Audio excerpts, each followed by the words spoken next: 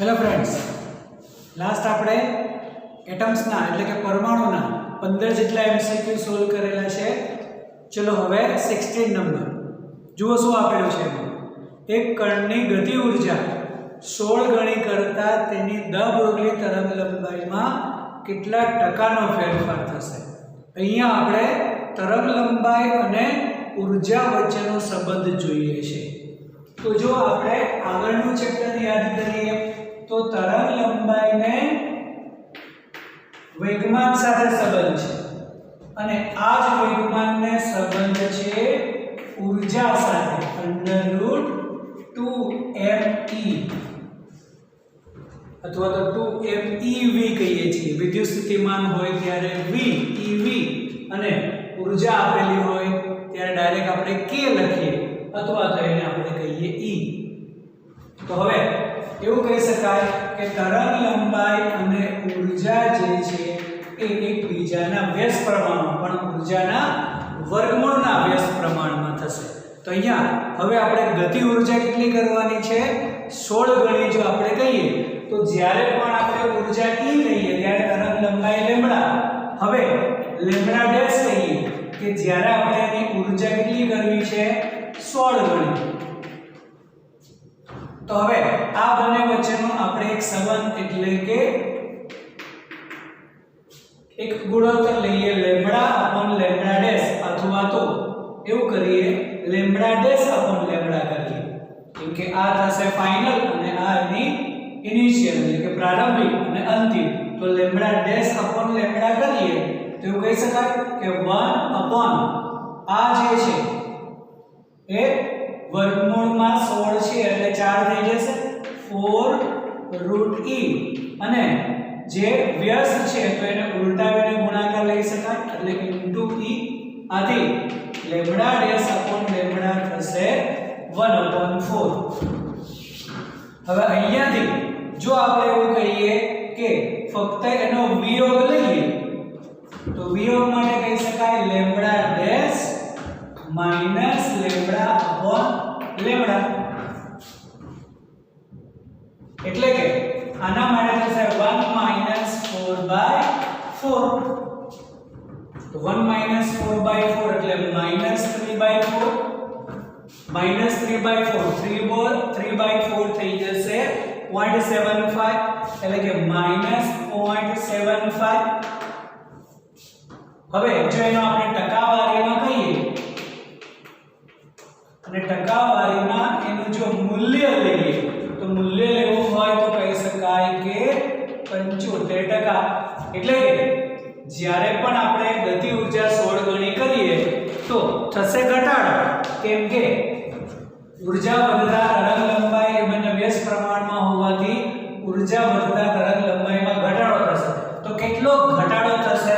તો 75% ઘટાડો કહેવાય. અહીંયા આપણને ફેરફાર કીધું છે અને ક્યાંય પણ માઈનસ આપેલું નથી એટલે કે મૂલ્યમાં એનો 75% ફેરફાર કહી શકાય. જો એને પરફેક્ટ ડિટેલમાં કહેવું હોય તો કહેવાય કે 75% ઘટાડો. ચલો નંબર 17 આપણને કીધું છે H2+ આયનની બીજી કક્ષાની ત્રિજ્યા કેટલી હશે. હવે H2+ મતલબ તેની અંદર એક જ ઇલેક્ટ્રોન. તો એક જ ઇલેક્ટ્રોન માટે આપણી પાસે ત્રિજ્યાનું સૂત્ર છે એટલે કે r નું સૂત્ર આપણી પાસે છે r n²h²epsilon0/πz²m. H2 કીધું છે મતલબ હાઇડ્રોજન માટે. તો હાઇડ્રોજન માટે z = 1 થશે અને બાકીનું જે મૂલ્ય થશે એ આપણને ખબર છે એટલે એવું કહી શકાય કે r = 0.53 * n² એંગસ્ટ્રોમ છે. કેમ કે આ જે મૂલ્ય છે h²epsilon0/π² કરશો તો મૂલ્ય મળશે 0.53 એંગસ્ટ્રોમ. એ જાતે કરી લેવું, આપણે દાખલામાં કરેલું છે. તો બસ તો હવે આપણે જોઈએ છે એની બીજી કક્ષાની ત્રિજ્યા. તો n = 2 માટે જો કહીએ તો r ઇઝ ઇક્વલ ટુ થઈ જશે 4 ઇન્ટુ 0.53 તો 0.53 ઇન્ટુ 4 કરો કેટલું આવશે ચલો અહીં આપણે કરી લઈએ કે 0.53 into 4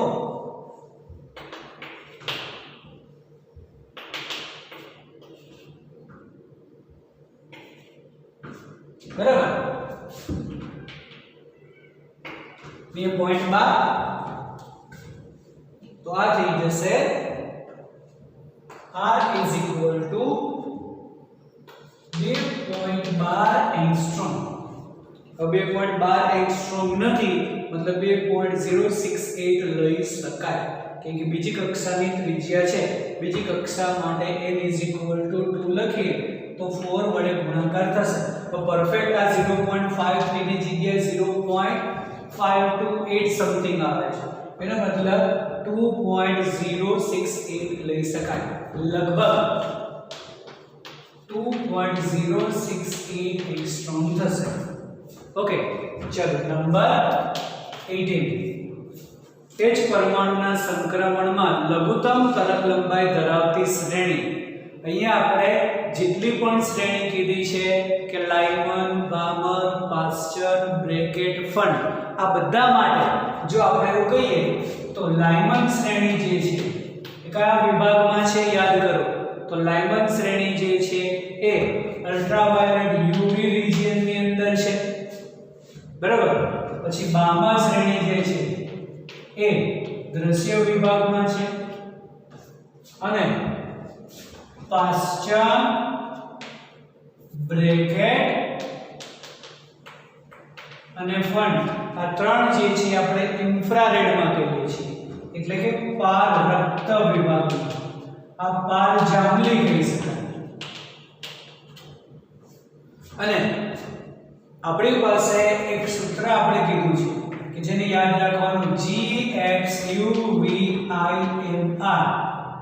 gamma rays x-rays ultraviolet પારજાંબલી V એટલે વિઝિબલ દ્રશ્ય વિભાગ I ઇન્ફ્રારેડ પારરક્ત માઇક્રોવેવ અને રેડિયો અહીંયાથી અહીંયા જઈએ તેમ તરંગલંબાઈ વધે એનો મતલબ કે પારજાંબલી દ્રશ્ય અને પારરક્તમાં સૌથી ઓછી તરંગલંબાઈ થશે પારજાંબલી મતલબ લાઇમન સિરીઝની એટલે કે લાઇમન શ્રેણીની તરંગલંબાઈ સૌથી ઓછી હોય સૌથી વધારે કહી શકાય ફંડ માટેની ચાલો પછી નંબર 19 હાઇડ્રોજન પરમાણુમાં ઇલેક્ટ્રોનનું દળ બમણું કરવામાં આવે તો પ્રથમ કક્ષામાં ઊર્જા અને ત્રિજ્યા કેટલી થશે તો હવે આપણને કીધું છે કે દળ બમણું કરવામાં આવે તો ઊર્જા અને ત્રિજ્યા આ બંને વચ્ચેનો એક સંબંધ એટલે કે ઊર્જા કેટલી અને ત્રિજ્યા કેટલી તો ઊર્જા ત્રિજ્યા અને દળ વચ્ચેનો સંબંધ લેવો પડશે તો પહેલા આપણે ઊર્જા માટે જો કહીએ તો ઊર્જા E is equal to સૂત્ર છે આપણી પાસે કે -z² e raised to 4m upon 8 epsilon naught square n square h square અહીંયા આપણને કેટલામી કક્ષા કીધી છે પ્રથમ કક્ષા અહીંયા તો n is equal to 1 થઈ જશે એટલે કે બાકીનું જે આપણે કહીએ કે z² e raised to 4m upon 8 epsilon naught square h square એનું મૂલ્ય તો આપણને મળશે અને હાઇડ્રોજન પરમાણુ છે એટલે આ બી 1 થશે તો જો દળ m હોય ત્યારે તેની ઊર્જા આપણને મળે છે -13.6 એટલે એવું કહી શકાય કે જો દળ m હોય તો ઊર્જા કેટલી થશે -13.6 ઇલેક્ટ્રોન વોલ્ટ હવે દળ કેટલું કરવાનું છે બમણું કરવાનું છે તો દળ 2 ગણું કરીએ તો ઊર્જા પણ 2 ગણી થશે જ્યારે દળ 2m હોય તો ઊર્જા જે આપણે E2 કહીએ તો દળ 2 ગણું કરીએ એટલે ઊર્જા 2 ગણી થશે એટલે -2 ગુણ્યા 13.6 ઇલેક્ટ્રોન વોલ્ટ થશે તો 2 વડે ગુણાકાર કરો તો આ થઈ જશે 2 અને 27.2 ઇલેક્ટ્રોન વોલ્ટ થશે. તો 27.2 એ પણ બે ઓપ્શનની અંદર છે એટલે ડાયરેક્ટ આપણને આન્સર મળશે નહીં. તો હવે ત્રિજ્યા માટે કહેવાનું. ત્રિજ્યા વાળું સૂત્ર કયું છે? અહીંયા આપણે આગળ લખ્યું છે n square h square epsilon 0 pi z square m, જેમાં પ્રથમ કક્ષા માટે 1 થઈ જશે. z તો હાઇડ્રોજન માટે 1 છે. તો અહીંયા કહી શકાય r ચલે છે 1/m, એટલે કે ત્રિજ્યા જે છે એ દળના વ્યસ્ત પ્રમાણમાં છે. તો હવે જ્યારે પણ દળ આપણે 2 ગણું કરીએ તો ત્રિજ્યા જે છે એ r/2 થઈ જશે, એટલે કે r r0/2 કહી શકાય. તો r0/2 વાળો ઓપ્શન થશે પહેલો. ઓકે, ચલો નંબર 20. તો શું કીધું છે આપણને? 20 નંબરની અંદર વાંચો ક્વેશ્ચન.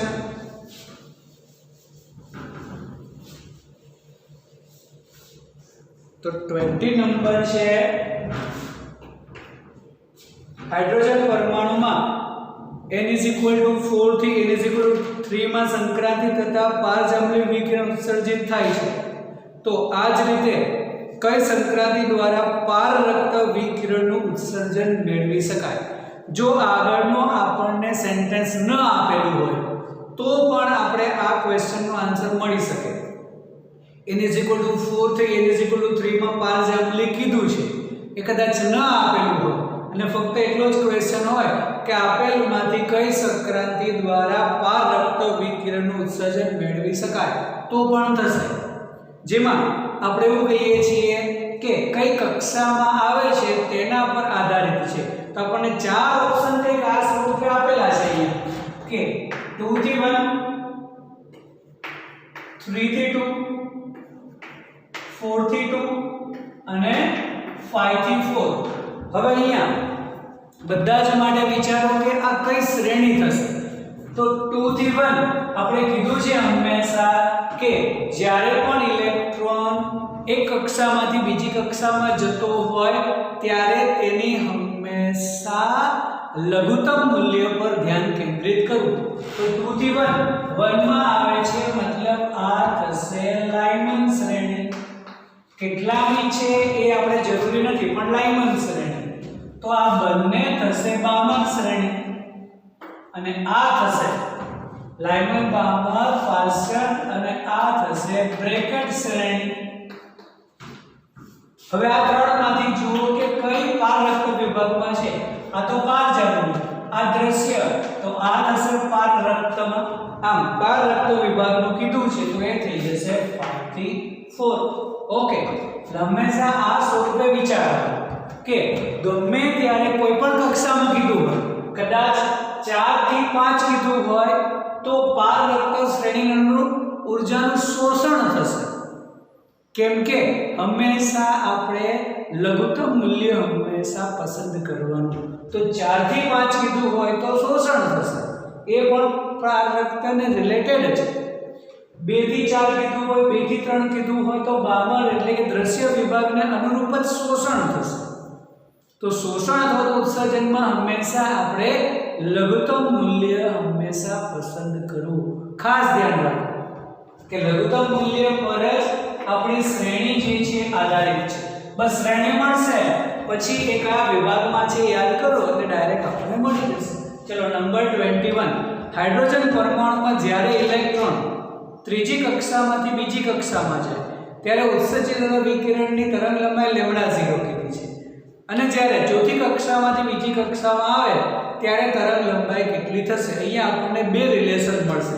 તો જ્યારે પણ ત્રીજી કક્ષામાંથી બીજી કક્ષામાં જાય છે ત્યારે ઉત્સર્જિત વિકિરણની તરંગલંબાઈ λ0 છે.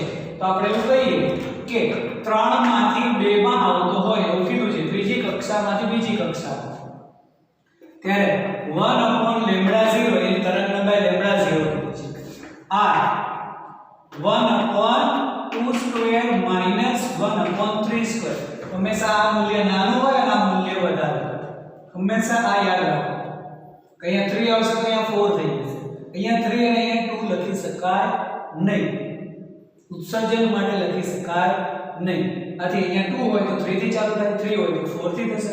અહીંયા 3 અને 2 કીધું છે એટલે 1/2 સ્ક્વેર માઈનસ 1/3 સ્ક્વેર. ચલો આનો પહેલા આપણે સોલ્યુશન કરીએ કે આ 1/4 માઈનસ 1/9 એટલે 1/λ0 થઈ જશે આ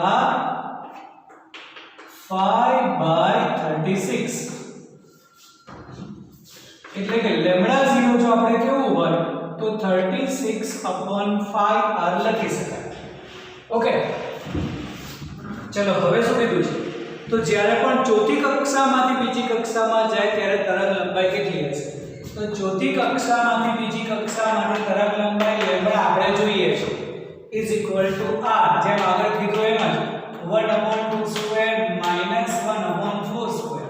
તો r 1/4 માઈનસ 1/16 લસા થશે એનો 16.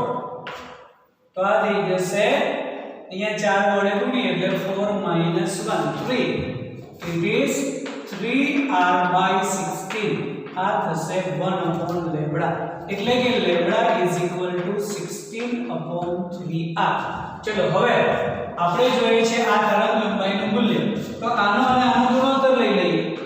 એટલે કે λ/λ0 જો કરીએ તો આ 16/3r અને આનો ઉલટાવીને ગુણાકાર લઈ શકાય. અથવા 1/λ નું જે મૂલ્ય છે એટલે એવું કહી શકાય કે 5r/36.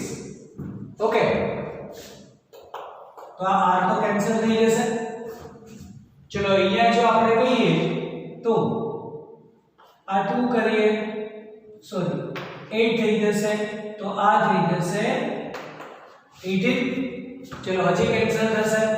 આ 4 થશે તો આ થઈ જશે 9.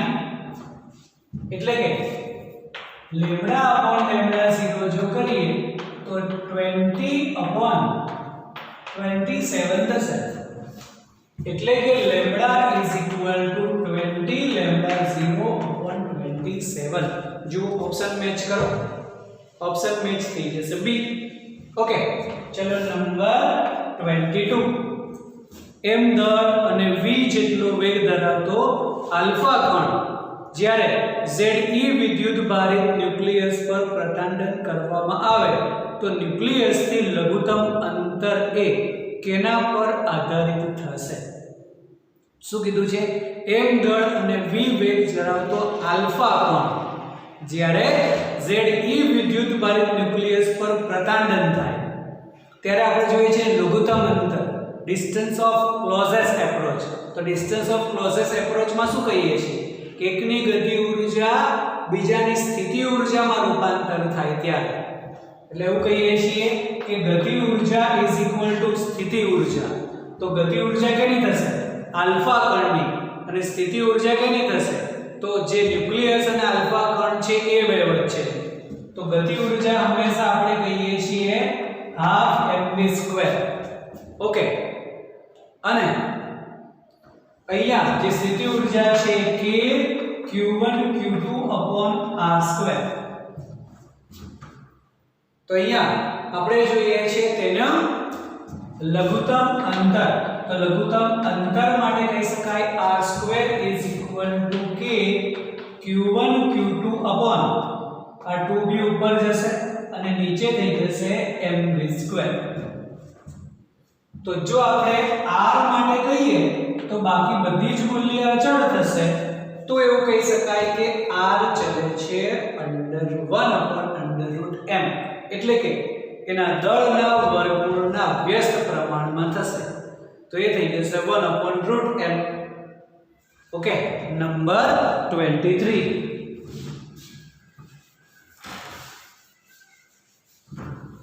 તો શું આપેલું છે નંબર 23 ની અંદર જુઓ.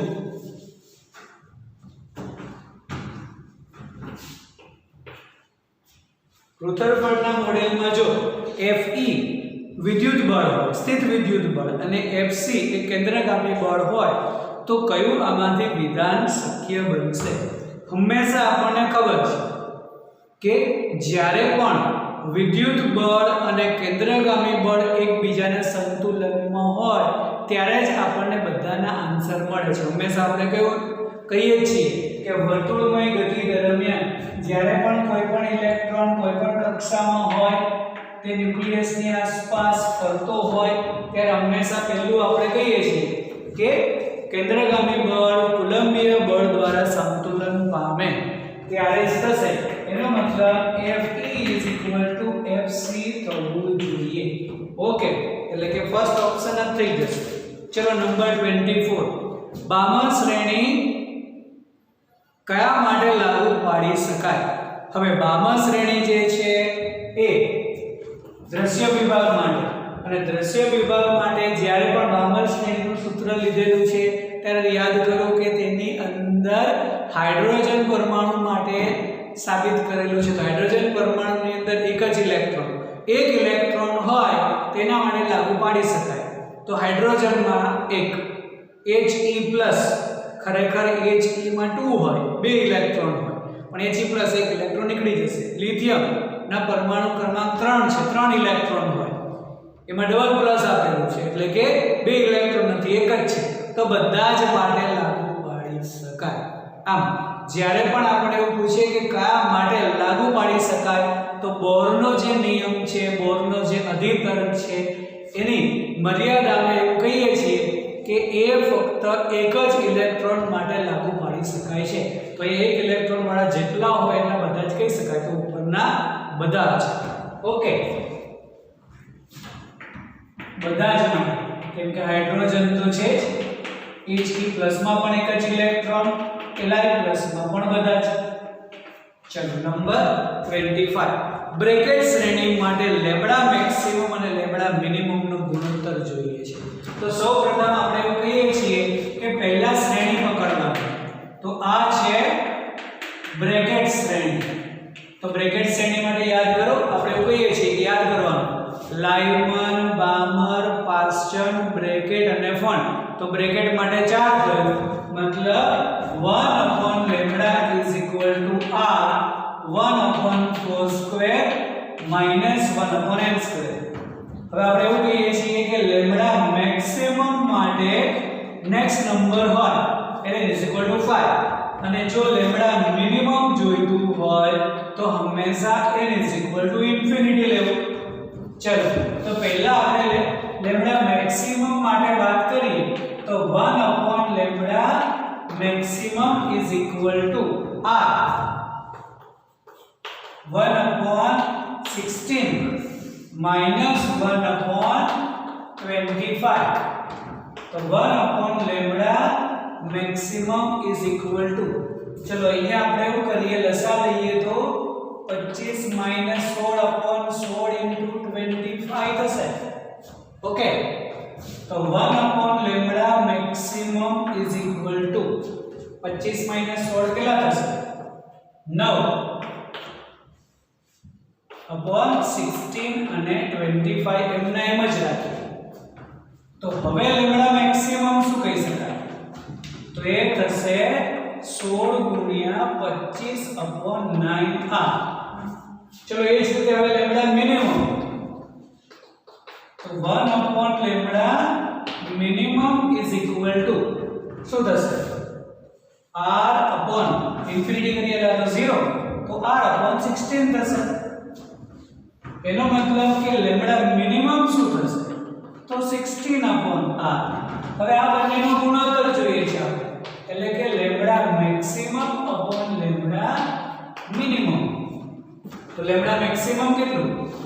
16 25 9r, અને આ જે છે ઉલટાવીને ગુણાકાર એટલે r/16.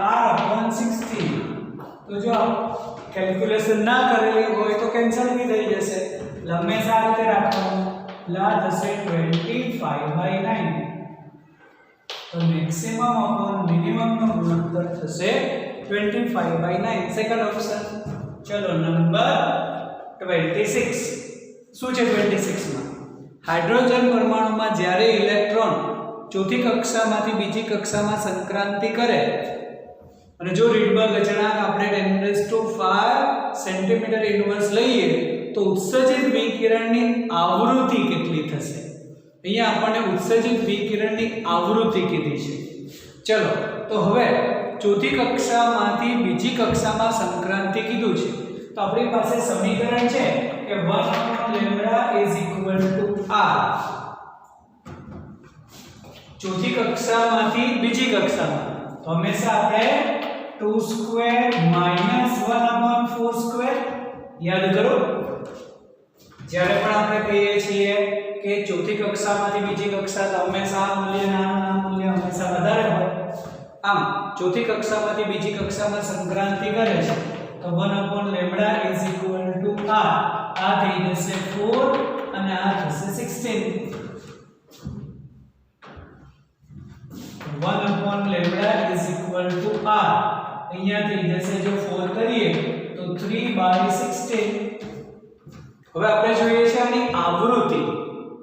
તો આવૃત્તિ માટે r નું મૂલ્ય તો આપણને આપેલું જ છે કે 10⁵ સેન્ટીમીટર ઇન્વર્સ લઈએ તો હવે તરંગ લંબાઈ અને આવૃત્તિ વચ્ચેનો સંબંધ તો બંને બાજુ આપણે c વડે ગુણી લઈએ એટલે કે c/λ = rc 3/16. ઓકે તો હવે આ જે મૂલ્ય આપણે કહીએ c/λ થઈ જશે આવૃત્તિ. આવૃત્તિ nu = c/λ કેમ કે c = nu λ હોય એટલે કે આ થઈ જશે 3rc/16. r નું મૂલ્ય આપણે 10⁵ કીધું છે સેન્ટીમીટર ઇન્વર્સ ની અંદર તો આ 10⁵ આ થઈ જશે 3 × 10⁸/16. ઓકે હવે સેન્ટીમીટર ઇન્વર્સ માં છે. જો આ સેન્ટીમીટર ઇન્વર્સ માં હોય r નું મૂલ્ય આપણે એવું કહીએ અહીંયા કહીએ કે r જે છે 10⁵ સેન્ટીમીટર ઇન્વર્સ છે. જો આપણે મીટર ઇન્વર્સ કરવું હોય તો 10⁷ થઈ જશે કેમ કે નીચે આવશે 1 સેન્ટીમીટર 10⁻² નીચે ઉપર આવશે તો +2 તો અહીંયા 10⁷ પણ આપણે કહી શકાય. ઓકે તો હવે આ જે છે એ 9/16 અને 10⁵.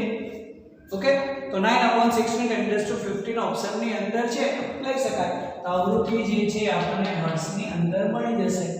સેન્ટીમીટર હોય ત્યારે લઈ શકાય નહીં એને આપણે મીટરમાં ફેરવવું પડશે તો 10⁷ થઈ જશે. ઓકે ચલો નંબર 27. શું કીધું છે 27 ની અંદર હાઇડ્રોજન પરમાણુમાં જ્યારે ઇલેક્ટ્રોન 4 કક્ષામાંથી 2 કક્ષામાં સંક્રાંતિ કરે ત્યારે વાદળી પ્રકાશ ઉત્સર્જિત થાય છે. જો ઇલેક્ટ્રોન 5મી કક્ષામાંથી બીજી કક્ષામાં સંક્રાંતિ કરે તો કયા રંગનો પ્રકાશ મળી શકે? જો ઇન્ટરેસ્ટિંગ ક્વેશ્ચન. શું કીધું છે કે જ્યારે પણ ઇલેક્ટ્રોન ચોથી કક્ષામાંથી બીજી કક્ષામાં જો અહીંયા આપણે કક્ષાઓ દોરીએ તો n = 1 n = 2 n = 3 n = 4 અને n = 5 તો ચોથી કક્ષામાંથી બીજી કક્ષામાં એટલે અહીંયાથી અહીંયા જ્યારે મળે છે ત્યારે એવું કીધું છે કે વાદળી પ્રકાશ આમાં જે છે એ વાદળી પ્રકાશનું ઉત્સર્જન થાય છે. તો હવે 5 માંથી 2 માં તો 5 માંથી 2 માં સંક્રાંતિ કરે ત્યારે આપણને કયા રંગનો પ્રકાશ મળે છે? અહીંયા જુઓ 4 અને 2 અને 5 અને 2 માં ઊર્જાનો તફાવત વધે છે. અહીંયા ઊર્જાનો તફાવત ઓછો અહીંયા ઊર્જાનો તફાવત વધારે. તો આપણે એવું કહીએ કે ઊર્જાનો તફાવત વધતા E = h nu મુજબ કહી શકાય કે આવૃત્તિ વધે. આવૃત્તિ વધે તો તરંગ લંબાઈ ઘટે. એનો મતલબ કે વાદળી રંગ કરતા જેની તરંગ લંબાઈ ઓછી હોય તેનું ઉત્સર્જન થશે. તો આપણી પાસે આખો એક વર્ણપટ છે જેમાં આપણે કહીએ છીએ કે જાની વાલી પીનાલા. ઓકે, જાંબલી, નીલો, વાદળી, લીલો, પીળો, નારંગી અને લાલ. એમાં પણ આની તરંગલંબાઈ સૌથી ઓછી અને આની તરંગલંબાઈ સૌથી વધારે. મતલબ અહીંયાથી અહીંયા જઈએ તેમ તરંગલંબાઈમાં વધારો થાય છે. હવે અહીંયા ઊર્જાનો તફાવત વધતા આવૃત્તિ જો કીધું હોય તો કહી શકાય કે વધુ આવૃત્તિ વાળું ઉત્સર્જન થશે. તરંગલંબાઈ ઓછી હોય તો ઓછી તરંગલંબાઈ. તો તરંગલંબાઈ ઘટે એનો મતલબ જો પેલા વાદળી હોય તો આમાંથી કોઈ પણ પ્રકારના તરંગનું ઉત્સર્જન થશે નહીં, કેમ કે બધાની તરંગલંબાઈ એના કરતા વધારે છે. મતલબ પીળો ન કહી શકાય, લાલ ન કહી શકાય, લીલો ન કહી શકાય, જાંબલી ચાલશે. તો જાંબલી અથવા તો લીલો બંનેમાંથી કોઈ પણ હોય તો લઈ શકાય. સમજાય છે? ફરી વખત આપણે કહીએ કે ઊર્જાનો તફાવત જેમ વધે તેમ ઉત્સર્જિત આવૃત્તિ વધે, કેમ કે ઊર્જા E h nu અથવા તો તરંગલંબાઈ માટે કહી શકાય hc/λ. ઊર્જા વધે તો આવૃત્તિ વધે, તરંગલંબાઈ ઘટે. બસ હંમેશા અહીંયા આપણને ક્યારેય કલર માટે કોઈ પણ એવું કઈ સમીકરણ મળતું નથી. એટલે 4 માંથી 2 માં અને 4 માંથી 5 માં કે 5 માંથી 2 માં કે 4 માંથી 2 માં આ સ્વરૂપે આપણે કલર વાળું કોઈ સમીકરણ નથી, તો ડાયરેક્ટ આપણે આ મુજબ લઈ શકાય. ચલો નંબર 28. આપણને એક આકૃતિ આપેલી છે, જો કે આ A ઊર્જા સ્તર, આ B ઊર્જા સ્તર અને આ C ઊર્જા સ્તર. એમાં જો C માંથી B માં આવે તો કઈક λ1 તરંગલંબાઈ કીધી છે. ઓકે, B માંથી A માં આવે તો ઉત્સર્જિત તરંગલંબાઈ λ2 કીધી છે અને C માંથી A માં આવે તો તરંગલંબાઈ λ1. હવે λ1 = λ1 + λ2 ક્યારેય કહી શકાય નહીં. આ ખાસ ધ્યાન રાખવાનું. અહીંયા λ3 છે તો λ3 = λ1 + λ2 ક્યારેય પણ ન થાય.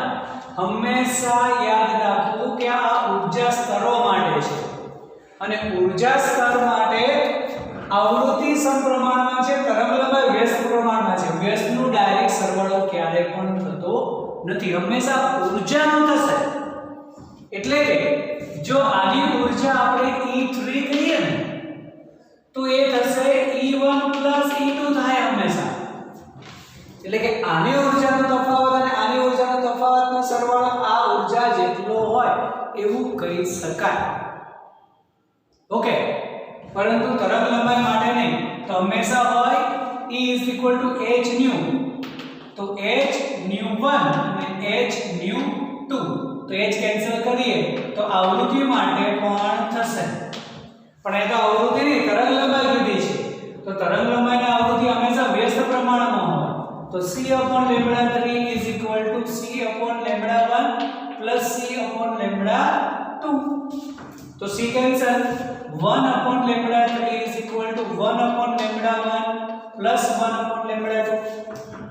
આથી જો આનો આપણે લસાઅ લઈએ તો 1/λ3 = λ1 + λ2/λ1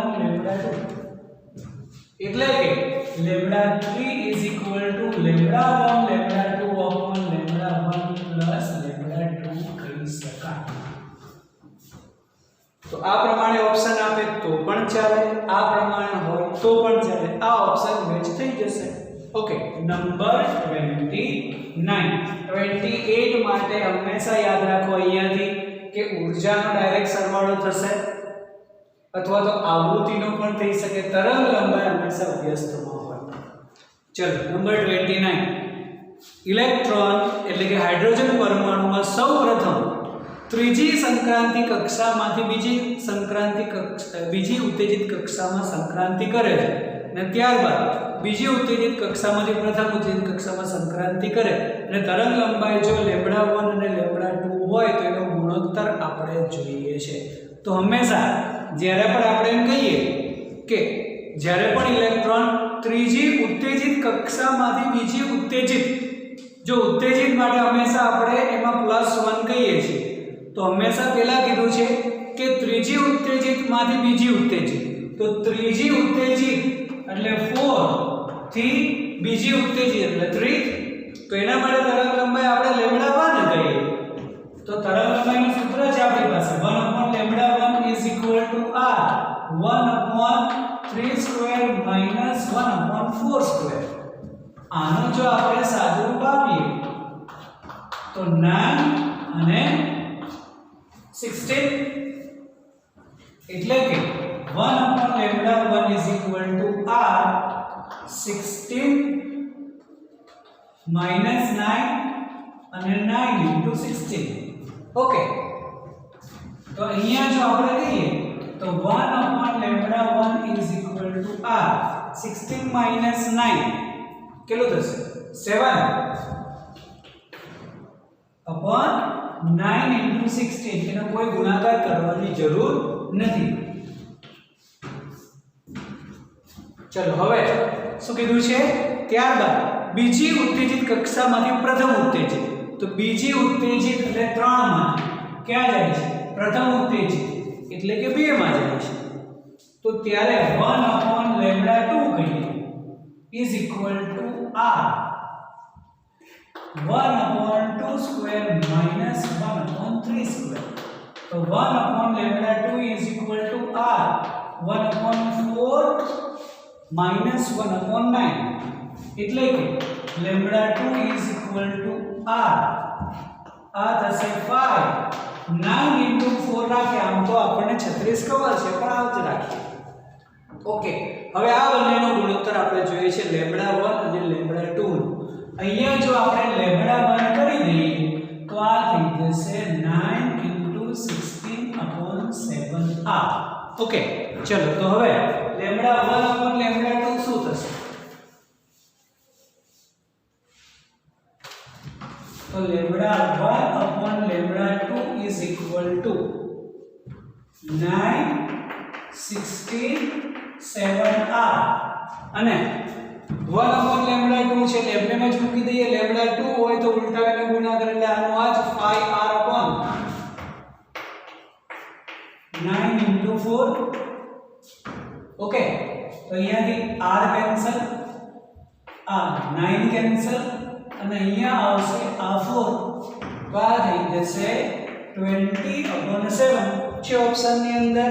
જોઈ લો છે જ ઓપ્શન ડી. ચલો નંબર 30 શું કીધું છે, બોલ ત્રિજ્યા r0 is equal to 53 pm મતલબ પિકોમીટર. પિકોમીટર આપણને ખબર છે કેટલું થાય મીટરની અંદર. ઓકે, Li પ્લસ માટે ધરા અવસ્થાની ત્રિજ્યા બોર મોડેલ માટે કેટલું થશે, તો બોર ત્રિજ્યા મતલબ હાઇડ્રોજન માટે છે. તો જુઓ હાઇડ્રોજન માટે r નું સૂત્ર આપણે યાદ કરીએ n2 h2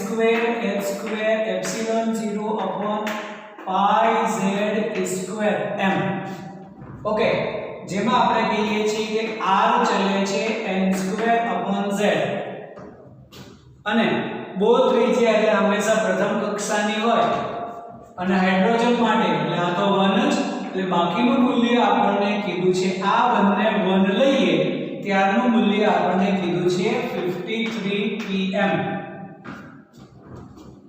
તો હવે Li+2 માટે તો આપણે એમ કહીએ કે Li+2 માટે z કેટલું થશે, તો hydrogen helium lithium z is equal to 3. Okay, અને ત્યારે જો એની આપણે ત્રિજ્યા સ્વરૂપે એનું r0 નું મૂલ્ય, તો આ જે છે આપણે r0 કહીએ તો r0 આપણને 53 pm આપેલું છે. તો હવે આ પ્રથમ કક્ષા બાકીના બધા જ મૂલ્ય થઈ જશે 53/3 થશે. તો 53/3 નું મૂલ્ય જુઓ 53/3 કેટલું થશે, તો કરો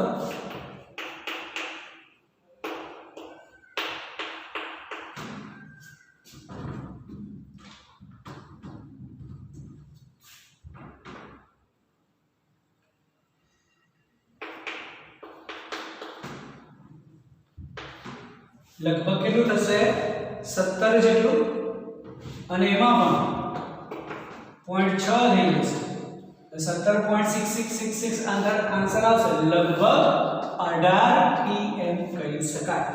ઓકે, તો આ પ્રમાણે આન્સર કરવાના.